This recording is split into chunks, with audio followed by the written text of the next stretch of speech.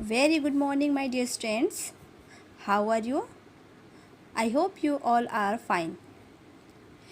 Welcome to our literature classes, English literature classes.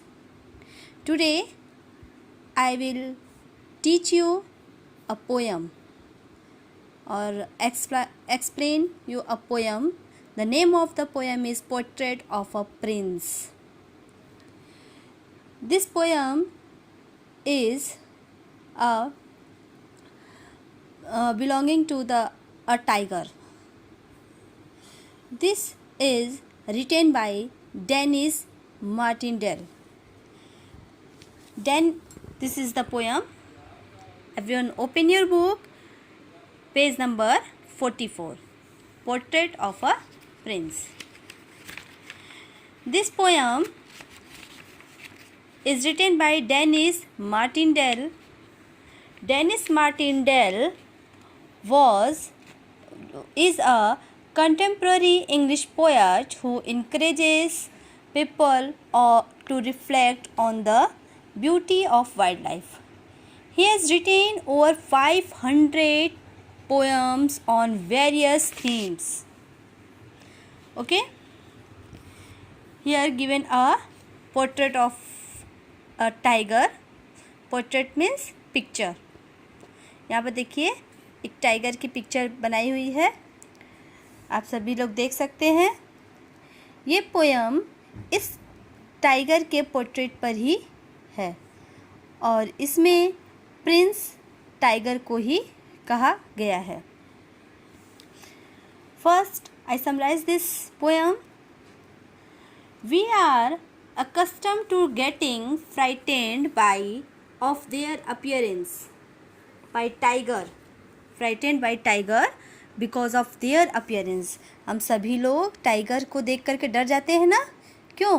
क्योंकि उसकी जो अपीयरेंस होती है, उसकी जो लुक होती है, उतना वो डरावना होता है, भयावह होता है कि उसको देख करके हम सभी लोग डर जाते हैं. It is our automatic reaction when we talk about tigers. यह हमारा ऑटोमेटिक रिएक्शन होता है जब हम उसके बारे में बात करते हैं.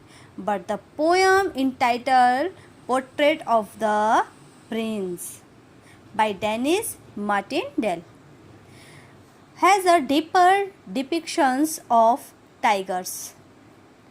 It describe not just a physical appearance of tiger but also its deep characteristics mentally and emotionally.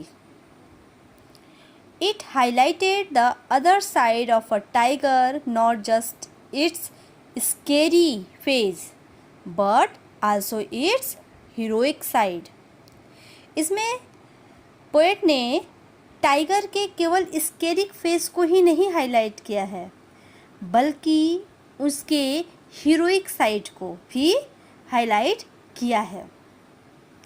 Okay. The poem just simply wanted to describe the tiger as model of being a hero. From the title itself, it already says it all. इसीलिए इस poem की जो title रखी गई है, इस poem का जो नाम रखा गया है, वो अपने आप में ही बता दे रहा है कि पोएट के लिए ये जो उन्होंने पोर्ट्रेट बनाई है टाइगर की, वो पोएट के लिए टाइगर एक फियरफुल एनिमल केवल न होकर के बल्कि एक हीरो भी है. इसीलिए इस पोएम का नाम पोर्ट्रेट ऑफ अ प्रिंस रखा गया है. टाइगर को प्रिंस कहा गया है. Okay. So now start poem. So let's start. I will explain you line by line. Which is your favorite wild animal? Why do you like it? आपका सबसे पसंदीदा जंगली जानवर कौन सा है और आप उसे क्यों पसंद करते हैं? Read about a wild animal that is very important to the environment because it is an apex predator.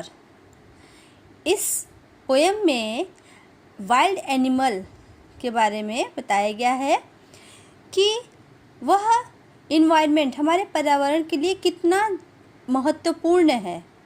क्योंकि it is an apex predator. Apex predator means, apex predator होता है टॉप ऑफ द हंटिंग, जो अपना शिकार करने में खुद कुशल होता है। शिकार करने में सबसे कुशल जो होता है, शिकारी जो सबसे कुशल शिकारी होते हैं, उन्हें कहते हैं apex predator. Okay, use the internet to find out what an apex predator is and tell your class. आप इंटरनेट के थ्रू फाइंड करिए कि एपेक्स प्रेडेटर क्या होता है और फिर अपने क्लास में उसको डिस्कस करिए। और एपेक्स प्रेडेटर को तो मैंने बता ही दिया है आपको कि what is the apex predator. अब पोएम के फर्स्ट स्टैंजा पर आते हैं। Look at the first stanza. Behold the tiger's faces up close, with all its deep edges lines like charcoal ridges by his nose. How clearly it defines. Behold means look at, देखो। Behold the tiger face up close, tiger के चेहरे को पास से देखो, एकदम नज़दीक से देखो, पास से देखो। With all it's deep aches lines, उसके जो डीप गहरे काले जो लाइन्स है, एचेस खींची हुई जो धारियां हैं, तो टाइगर्स के बॉडी पर ये जो काली काली जो धारियां हैं, जो गहरे खींची हुई जो लाइनें हैं, उनको ध्यान से देखो। Like charcoal ridges by his nose, how clearly is defines. और उसके उस नोज़ को देखो, उसके उस नोज़ को देखो जो चारकोल, चारकोल मीन्स काला, लकड़ी का जैसे कोयला एकदम काला होता है ना, तो चारकोल एकदम काला। रिजेस को देखो, रिजेस मीन्स उभरे हुए भाग, उसके नाक के जो उभरे हुए भाग हैं, उसके उस उभरे हुए नाक के उभरे हुए भाग को देखो, काले उभरे हुए भाग को देखो कि वो कितना स्पष्ट रूप से डिफाइन करता है, बताता है, उसके व्यक्तित्व को, उसके फेस को दर्शाता है। Behold the tigers, first in your first stanza, like charcoal ridges by his nose. Tiger के नोज को चारकोल से तुलना किया गया है। तो जहाँ पर तुलना की जाती है तो वहाँ पे हमारा कौन सा स्पीच होता है? फिगर ऑफ स्पीच हमारा कौन सा होता है? सिमिली। तुलना की गई है उसके नोज़ को, टाइगर के नोज़ को चारकोल से, चारकोल रिजेस से तुलना की गई। तो यहाँ पर लाइक चारकोल रिजेस आपके क्या हो गए? Simile. Okay, then second stanza. Behold the tiger's ears erect, aware of all that breathes, with mental filters that select the rustling of the leaves. Tigers के ईयर्स को देखो, उसके जो ये ईयर्स होते हैं, एकदम खड़े खड़े जो कान होते हैं टाइगर्स के, इन कानों को देखो जो हमेशा अवेयर होते हैं, एकदम सतर्क होते हैं उन सभी लोगों के सांसों के, जो जितने लोग मनुष्य जो सांस लेते हैं या कोई भी उसके जो शिकार सांस लेते हैं, उनके हल्के सी आहट को भी, उसके सांस को भी वो सुनने के लिए एकदम उनके ईयर्स, टाइगर के ईयर्स क्या होते हैं? एकदम खड़े होते हैं। वो हल्की सी आहट को भी वो आसानी से सुन लेते हैं, जो हमेशा सतर्क रहते हैं, सावधान रहते हैं। With mental filters that select the rustling of the leaves. Mental filter means ability to hear, उनके सुनने की जो योग्यता होती है।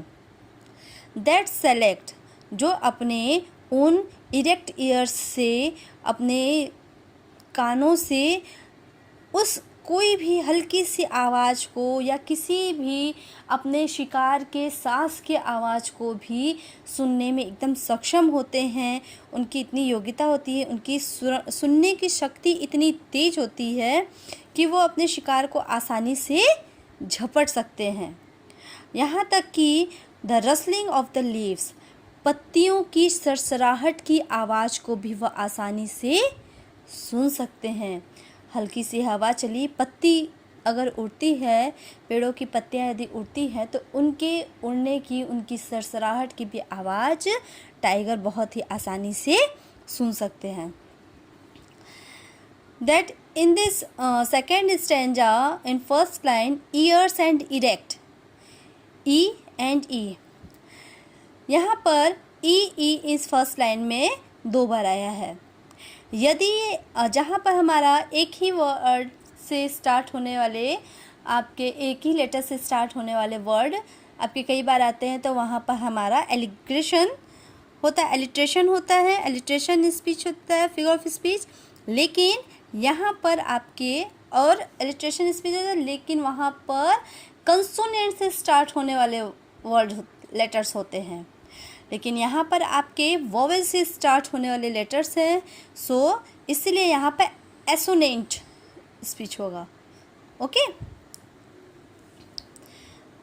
Then third stanza, behold the tiger's eyes that stare as if right through your soul to challenge you. Be wise, be aware, take care who is in control. Tigers के आँखों को ध्यान से देखो। अब उसकी आँखों को देखिए, उसकी आँखों को ध्यान से देखिए कि उसकी आँखें कैसी हैं। जैसे लगता है कि वे घूर रही हैं, उसकी रेड रेड आइज ऐसे लगता है ना, अगर आप कभी टाइगर्स को देखे होंगे, जैसे लगता है कि वो घूर रही हैं। स्टेयर मीन्स गेज, घूरना, घूर रही हैं। और ऐसा लगता है कि वो आपके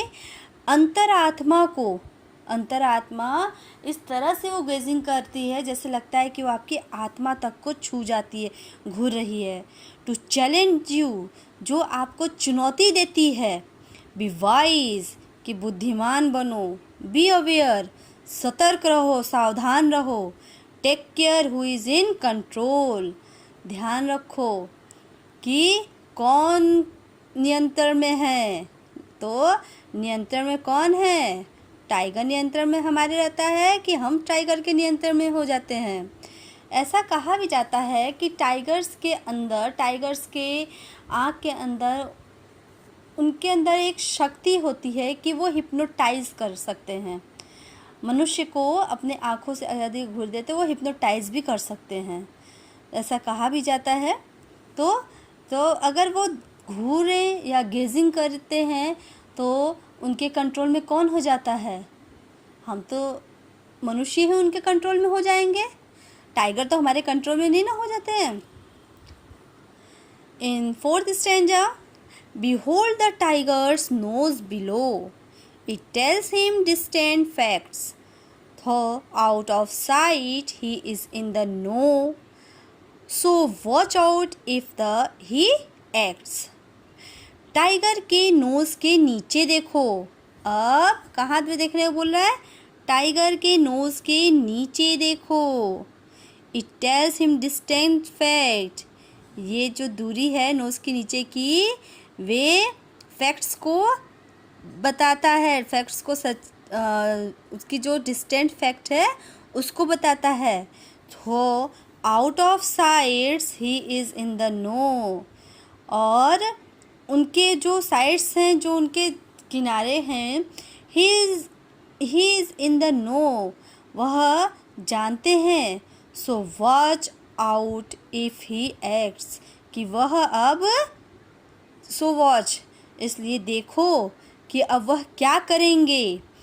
इस तरह से टाइगर अपने शिकार को ऊपर हमला करने के लिए तैयार रहता है। जब उसको शिकार करना रहता है, अपने कान को वो हमेशा अवेयर रखता है कि हल्की सी भी आवाज़ उसके कानों में अगर पड़ी तो हमेशा वो सतर्क रहता है।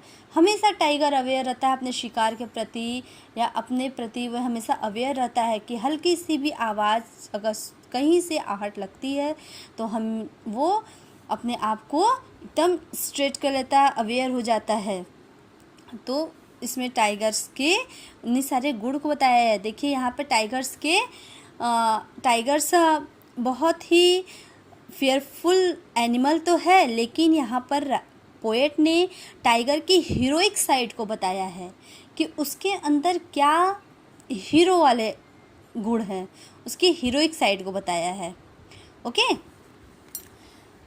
Next stanza, behold the tiger's tight-lipped mouth, he hides his daggers well, he stops at naught, his dropped set south. What else those teeth could tell. Tigers के टाइट लिप्ड माउथ को देखिए। टाइगर्स के lipped को आप कभी देखे होंगे तो एकदम टाइट होते हैं, खिंचे हुए होते हैं। उनकी टाइट लिप्ड माउथ को देखो। ही हाइड्स हिज डैगर्स वेल। उन्होंने अपने टाइट लिप्ड माउथ के अंदर डैगर्स को छिपा करके कितने अच्छे से रखा हुआ है। डैगर्स मीन्स खंजर होता है, और टाइगर का खंजर हथियार क्या हो गया, उसके शार्पेन टीथ, उसके नुकीले दांत, वो उसके लिए खंजर की तरह ही होते हैं। His top set north. उसके जो टॉप के हैं वे टॉप सेट, उसको नॉर्थ साइड में उसने टॉप को सेट करके रखा हुआ है, और उसके जो ड्रॉप्ड हैं, उसके जो निचले भाग हैं वे साउथ की तरफ हैं।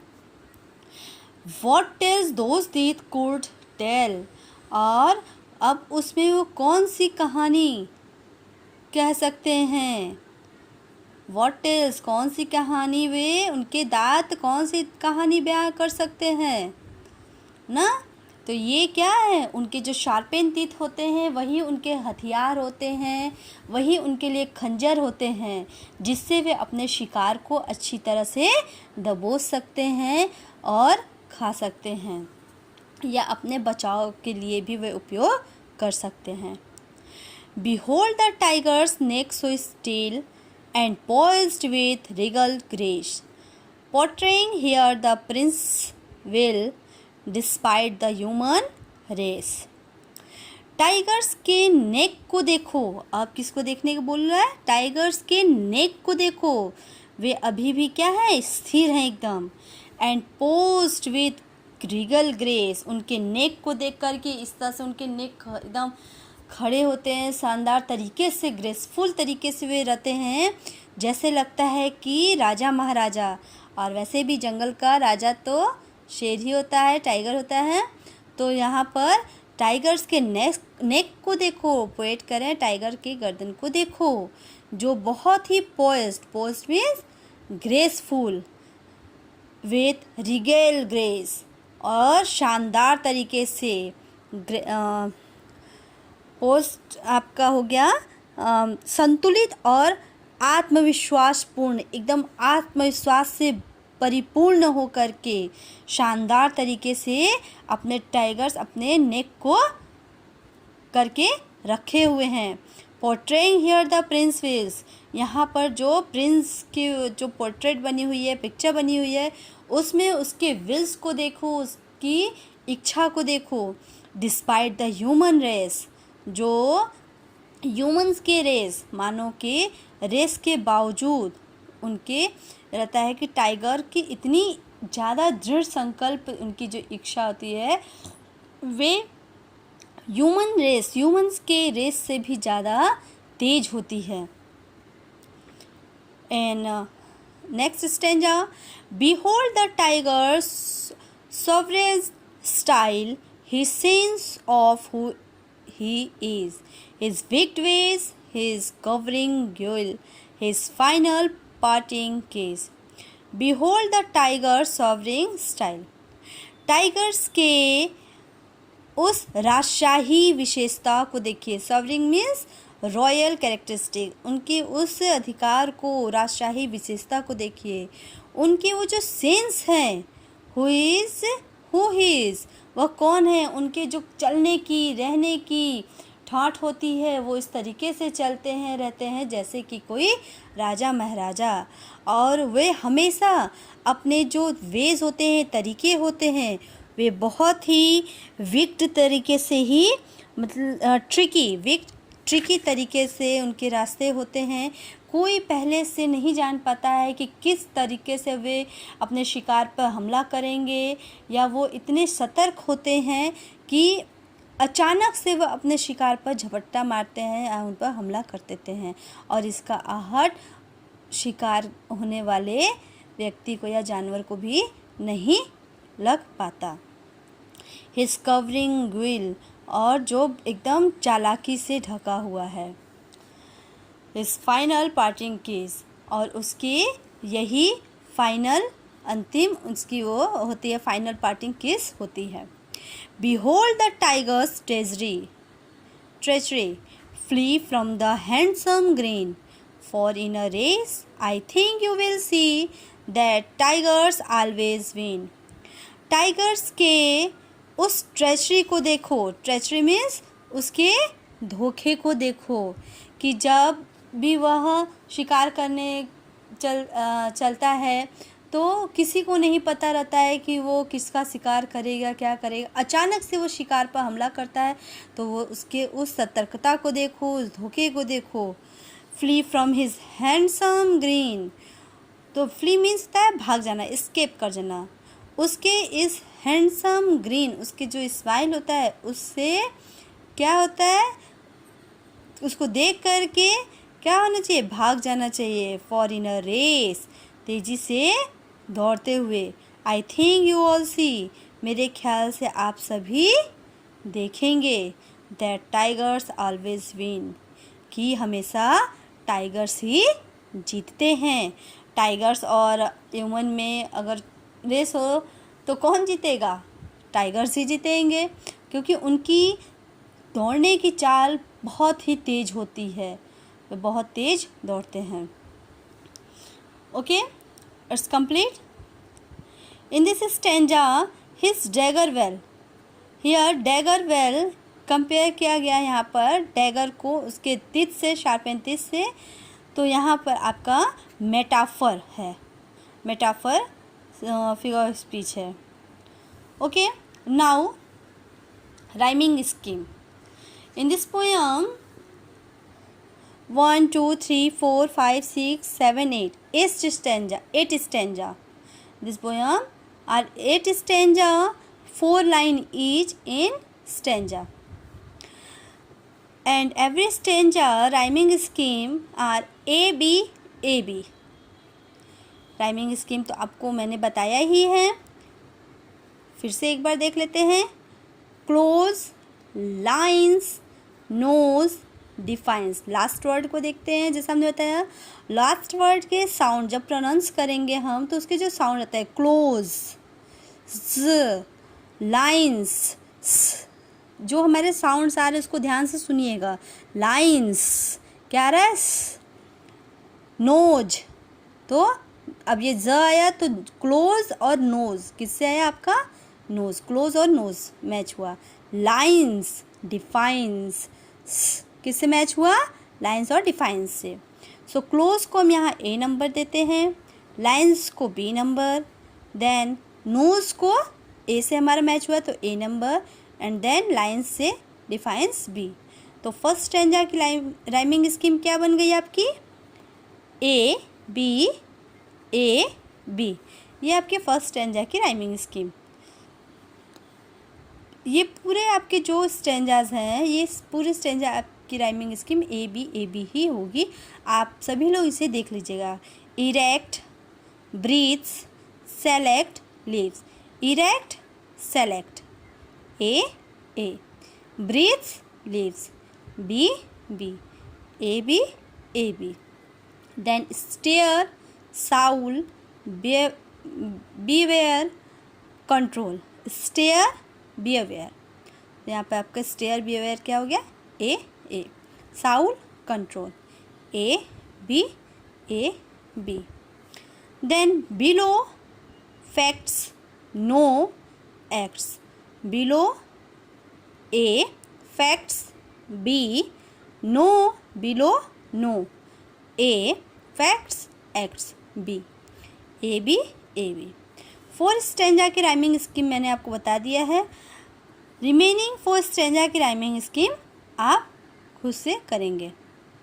ओके, आई होप आप सभी को पोएम अच्छे से समझ में आया होगा और आप टाइगर के केवल उसके फियरफुल साइड्स को देखने के बजाय अब उसके हीरोइक साइड को भी देखेंगे और सोचेंगे। उम्मीद करती हूँ कि जब भी आप टाइगर्स के पिक्चर को देखें, पोर्ट्रेट को देखें, या ज़ू में जाएं तो टाइगर्स को देखें, या टीवी पर ही आप टाइगर्स को जब देखें तो उसके क्या फेयरफुल साइड को ना देखते हुए, ना सोचते हुए, उसके इन हीरोइक साइड को भी आप एक बार ज़रूर सोचेंगे, जैसा कि यहाँ पर डेनिस मार्टिनडेल ने बताया है अपने इस पोयम में। Okay okay, good day, take care, bye bye, stay home, stay safe and stay blessed.